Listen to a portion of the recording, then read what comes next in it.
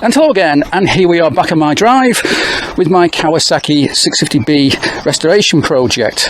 And fingers crossed, this episode should be the final one when we get the bike finished and running. But we'll see how that goes. But at the end of part 9, we had a bit of a downer when I was all ready to try and get the bike started, but I hit a problem, and that problem was I couldn't find the damn ignition key. And since then I have looked and looked and looked everywhere, but can't find it. So before we can make any progress, I've got to get a new key. And so here we have the seat lock taken off the bike. Now I'm not sure if you can tell from the camera, but there's a number, a 3-digit number stamped in the front of this lock. And that's the key code for this lock, and of course the ignition lock as well. So because I can see that number, I've now ordered a brand new key for the bike, which hopefully will arrive any day now and should fit the seat lock and the ignition barrel. And now this key has just arrived, which I've had made to match the code on this seat lock. So let's have a look. Does it work? Does it work? Yes, it does. That's great. Unfortunately, it doesn't fit the ignition lock. No way. So I guess sometime in the past, either the seat lock or more likely this ignition barrel has been changed. However, I kind of half expected that perhaps the new key wouldn't fit the ignition barrel, so therefore I bought myself a brand new one, a brand new ignition barrel and 2 keys made for my bike. I've actually now just plugged it in to the wiring harness just to make sure that the connection's the same, which they are. So now what I've got to do is remove all this stuff, remove the headlamp shell, get access to the ignition barrel, which is in there somewhere, and get it changed over. There we go. There's the old ignition barrel. Right, so that's pushed all the way through. We can now put the cover back on, hopefully. It just goes on like that, and then this locking ring goes on top and holds everything together. Okay. Right, so with that done there, we now put everything back together again. And so now, with a new barrel and key on the bike, I can finally see if the bike will light up when I put power through the wiring harness. So to that end, I've got 2 batteries here. I've got a big 30 amp hour battery, which should start the bike no problem. And I've got this little 12 volt battery here, which I use for testing. So at the start of this testing procedure, I'm just going to use this little 12 volt battery here, just in case things go wrong, because hopefully this isn't quite powerful enough to burn out any of the wiring. Right, so here goes then for the first time. Hopefully the thing won't burst into flames. Let's have a look. Okay, so I've got some lights here, that's fine. I've got a neutral light or light, and this thing here is a stop lamp warning light. And that warning light tells me that the rear brake light is on when it shouldn't be. As you can see, it's on. I'm not sure why. I've got to investigate that. But yeah, at least we're getting something working. Right, so next then, let's see if the indicators will work. Fingers crossed. This is left-hand side. I've got nothing there. That's no good. Oh, I've got the front, so the fronts are working. That's fine.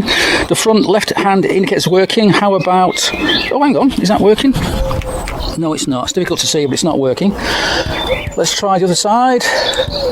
And oh, okay, the front right's working, but yeah, we still have a problem here at the back.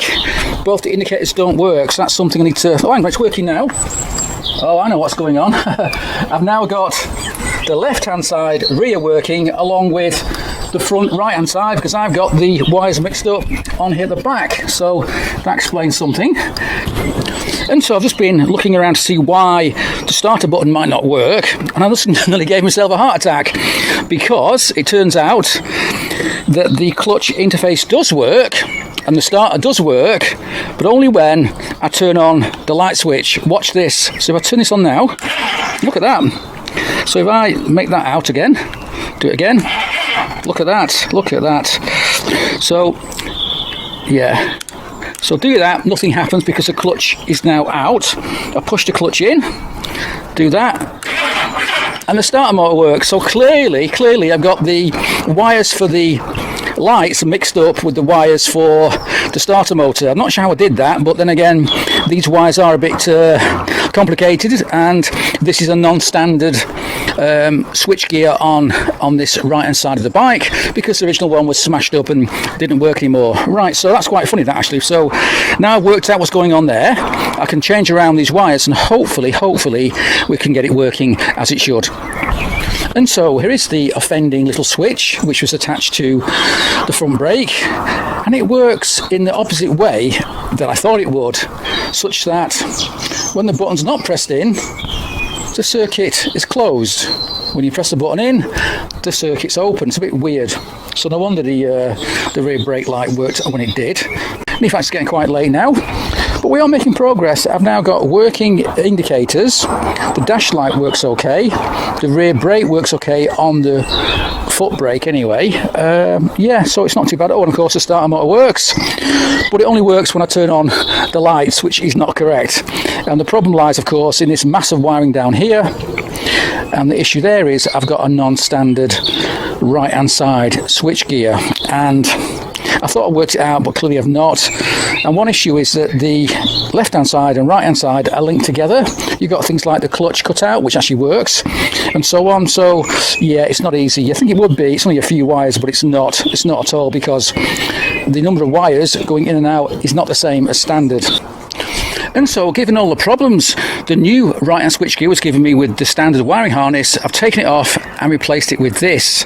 Now, this is not from a 650, this is from a Z1000A1 bike, but it's pretty damn close to the one fitted to my bike. So, it's got the same kill switch on it here, same light switch, and of course, the starter button here. So once I fitted that, things were a bit easier. So now, the kill switch works okay, gives power to the coils, that's fine. The lights now work, but sadly, this push button doesn't work. I've checked it and checked it with my multimeter and it's dead, just doesn't work. So what I've done is I've ordered a brand new one of these, which is still available from Z Power. And hopefully, when it arrives, fingers crossed, it should solve the problems I've been getting with this right-hand switch gear. And so now, here we are next day, and I've had a few suggestions from the experts on the internet as to what to look for on my points, which might be causing the sparks not to happen at the spark plug. And the first suggestion was make sure the points in the engine itself are earthed correctly back to the battery, which they are, that's fine. The second suggestion was make sure that these wires here from the coils and also from the condensers, make sure they're not touching the back plate anywhere. Check that and that's fine. But the third suggestion I think is the one which is correct, and their suggestion was check that there's no continuity between this screw here, which goes through and holds everything together down here, and the back plate. So when I check that, if I just do it now, put the pointer there, anywhere on the back plate, let's see what happens. Looking at 0. Do the same thing on the other side, like that, and it goes to 0, which it shouldn't do, because these screws should be insulated from the back plate. So to make sure you do get insulation, you've got these big thick sort of brown washers on either side, but there's also another small little washer, sort of collet, which sits inside here that you can't see. And I think that is the problem. Perhaps it's broken down, it's collapsed, but it's certainly not working as it should. So I'll show you a photograph now that I was sent by somebody, some kind expert out there, and it shows you what's going on in here. So I've just done something I should have done weeks and weeks ago, which is to order a new pair of points with new insulation and new nuts and screws and so on, because I think that is the problem. However, it's not been a complete waste of time, because I have learned something. I've learned quite a lot now about points ignition. I always knew the theory, but the practice was always a bit dodgy, because I used to hate points and I had problems with them back in the day, back in the 80s when I had a little bike, and it was always causing me problems. So I've always avoided points if I can, and in fact on this bike I was so tempted to go and spend £180 on a Dyna S ignition system, and I might actually still do that, but that will be for another day. So yeah, I have learned a lot. I now know a lot more about points than I did before I started, and that's always a good thing. However, in the meantime, I haven't been idle. I've now fitted the cheap Chinese pod filters. I've got a little filter down here as well for the crankcase breather. Fitted the overflow pipes for the carbs. I've just fitted the sprocket cover. I'm just about to fit a clutch cable, and I've got a brand new right hand switch gear to go on the bike, which hopefully will mean the starter will work on the button for a change. So yeah, it seems things are progressing, and hopefully in the next day or two we'll get the new points on the bike, and maybe, just maybe, we'll get this bike to fire up for the first time. And here is a new switch gear. This one's made for a Kawasaki Z650B. As you can see, quite similar to the one I had before, but an awful lot nicer. And so now I've got the front brake back on the bike, and I've got the front brake light switch working again. The problem was that there's a little plunger or push rod that sits in the casting between the micro switch here and the lever, and that little plunger was missing. I don't think you can buy them separately, so I made one from a cut up M5 stainless steel bolt. Bit of filing required, but I got there in the end, and now the rear brake works just fine. And now here we are, it's about a week later, and today's been the first chance I've had to work on the bike since last week. So I've now fitted the brand new points, and I am getting a spark. I've checked all the plugs, and I have got a spark. Albeit quite a weak spark from my point of view. I even put a camera on the point so I can see what's going on, and sure enough, everything seems to be working okay. And I've now just gapped the plugs, got the correct clearances on the points, so hopefully the bike should start. But guess what? It doesn't start. Not even a pop, not even a pop. So I'm thinking about it, thinking, well, what could be wrong, what could be wrong? And my attention turned to this. This is the petrol I'm using, and this petrol came from a can, and I'm not quite sure how old it is, but probably at least 6 months old. So that's not a good start. So I've just been to the petrol station and bought myself some new petrol, fresh petrol, and that's what I'm going to try next. Also, what's happened since last week is that I've had a missing part arrived in his box here, and this is the headlamp unit.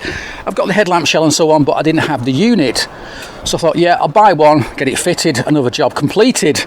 Unfortunately, when it arrived, it looked like this. Smashed a bit, so can't use that. So that's going to have to go back to where it came from, and I've ordered another one that should be here in a few days' time. Yeah, so we're now going to try and start the bike, but this time with fresh petrol. Oh, and also what's happened since last week is I found the damn keys that I spent weeks and weeks looking for. Ended up having to buy new keys, a new ignition lock and so on, thinking the keys had vanished for good, but no, I just found them. And where were they? They were just where I left them, in the lock of the old filler cap, the old one that I changed. So I must have left the keys in there for good keeping, put it away somewhere, and just forgot all about it.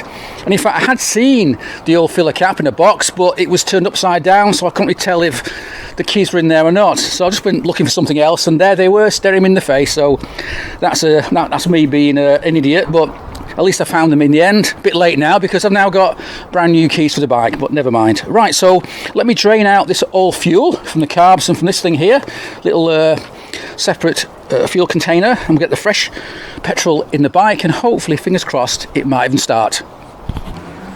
And so now I've fitted some fresh petrol to my little reservoir here. It's running down into the carbs. So with that done, let's see if this thing will start. I've actually got it wired up right now to a big 30 amp hour battery on here on the floor, going into the appropriate wires. So let's have a look. Turn the ignition on.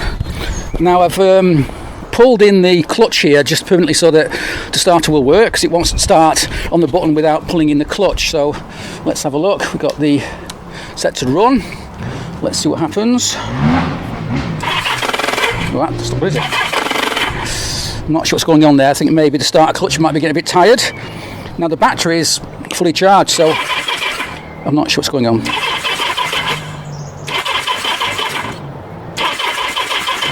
No, nothing at all. Oops. Well, that didn't make much difference, did it? So I think I'll now move the camera to look directly at the points just to see what's going on. If you can see a spark, difficult for me to see when I'm trying to start the bike. So let's just stop and I'll check what's going on at the points. And so next I want to see what's going on at the actual spark plug. So I've taken out number 4 spark plug and I'm going to hold it against the cam cover to earth it, turn the engine over, and we'll see what's going on at the spark. Now I've done this before, in fact I've done it many times before, and I am getting a spark at the spark plug, but it's very, very faint, almost impossible to see. And in the past I've done this with more modern bikes with electronic ignition, and the spark's really bright, almost like a bright blue thing that you can't just miss. It's so bright, but this thing, it's very difficult to see. It's so faint, very weak, so I'm not sure what's going on there. Maybe it's because it's a points ignition system, and we do know that points ignition systems don't give such a strong spark as a modern system, but yeah, it's still pretty damn weak. And maybe it's too weak to start the bike, even though I've now got fresh fuel in the carbs. So yeah, let me zoom in and we'll see if you can see what I can see, which is hopefully a spark at the spark plug. And so now here we have the number 4 spark plug, which I'm going to see if it sparks by holding it against the cam cover to earth it. So let's see what happens. I'm not sure if you can see a spark. It's very faint if you can see it at all, but here goes.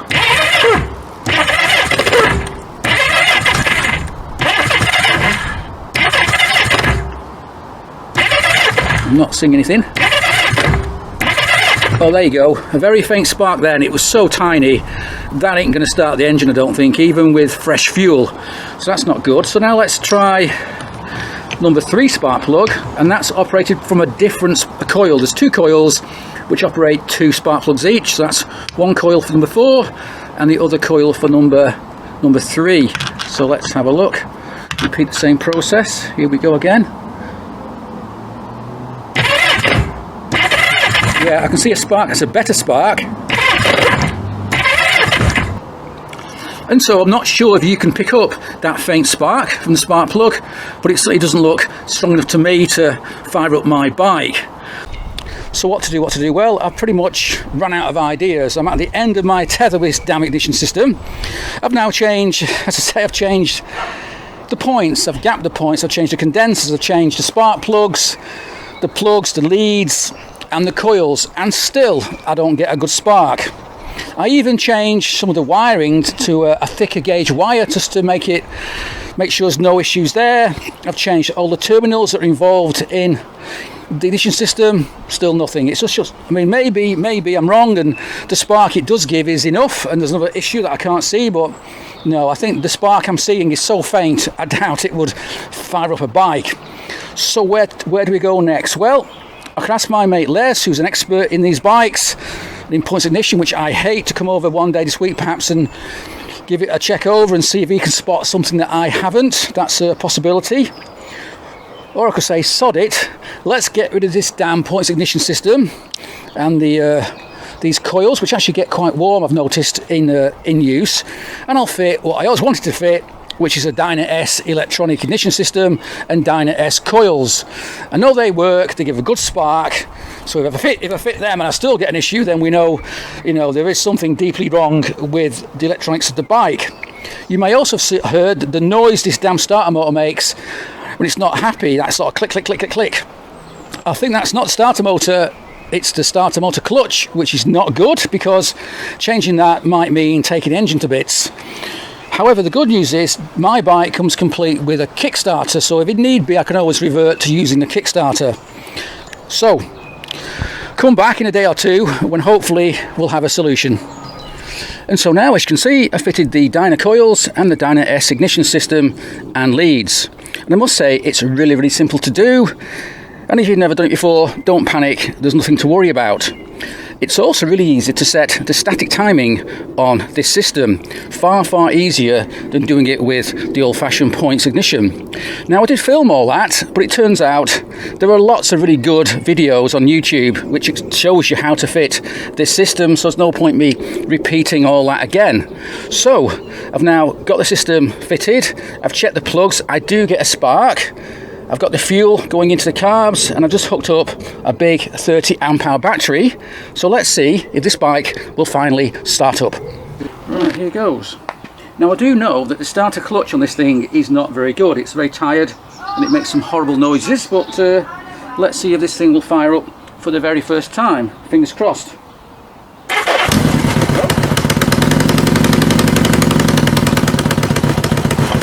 Oh. did. That's the first time I've ever heard that engine fire up. But not for very long, unfortunately, so let's try again. I'm not sure why that didn't carry on. Choke on or choke off? I'll put the choke on, I think. It was on before. Let's see what happens now. I'm actually amazed that started then, but clearly the problem in the past was the old ignition system, and now I've changed it, upgraded it, then the bike fires up, but not for very long. Right, let's try again. Yeah, that noise is the starter clutch. It's not very happy, is it?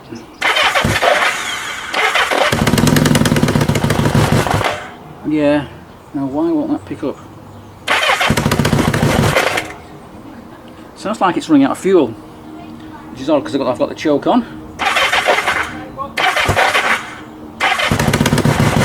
Yeah, it won't take any throttle at all, but then again, it's not run for probably about 10 years. But I'm so happy that engine then fired up. It didn't sound too bad, it's a bit noisy, but then again, as I say, it's not run for such a long time. Right, let's try something else. Let me try starting the bike on the kickstart, because obviously that starter clutch does not seem very happy. Yeah, a bit tappety, isn't it? It sounds a bit noisy.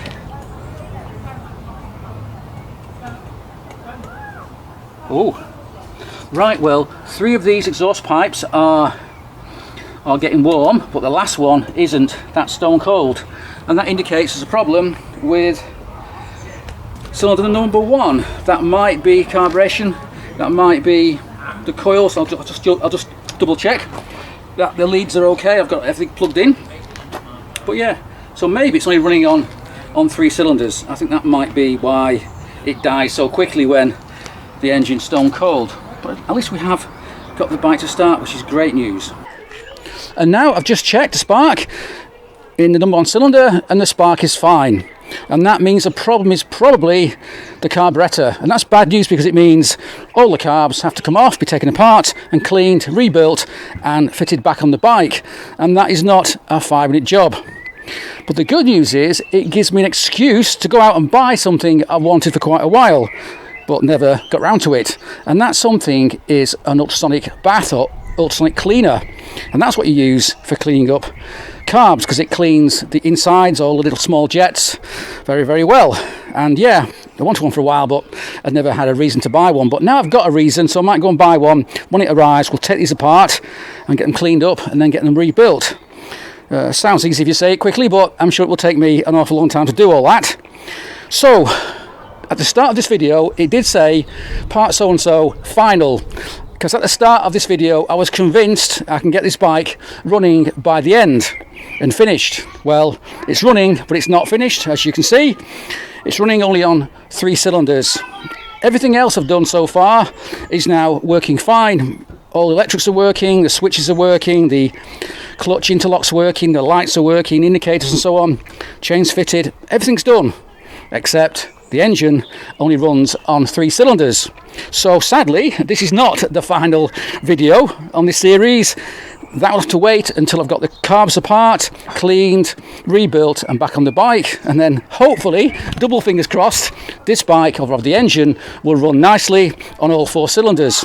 So that's it for now. So thanks for watching and cheers.